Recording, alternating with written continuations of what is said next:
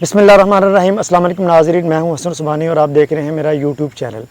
ہم نے ڈیم نہ بنا کر اللہ کی رحمت کو اپنے لیے زحمت بنا لیا۔ پوری دنیا میں دریا کے پانی کی ایک ایک بوند کو استعمال کیا جاتا ہے، اور ہم نے قسم اٹھائی ہوئی ہے کہ ہم نے اللہ کی دی ہوئی نعمتوں کو ضائع کرنا ہے۔ پاکستان میں بہت سے علاقے سیلاب کی زد میں ہیں، بہت زیادہ نقصان ہوا ہے اور ہو رہا ہے۔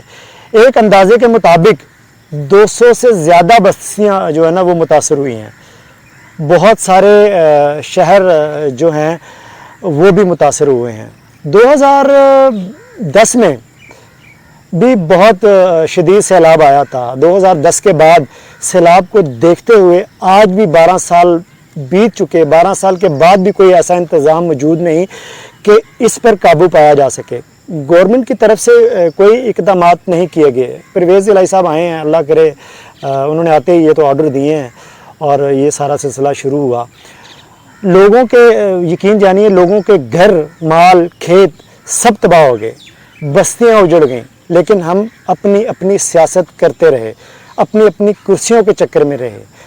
میری عوام اپنے سیاستدانوں سے پوچھ رہی ہے، بتائیں ان کے دکھ درد، اذیت، محرومی، لاچارگی اور اس کے جو نقصانات ہوئے اس کا ازالہ کون کرے گا؟ آپ سب کا بہت شکریہ۔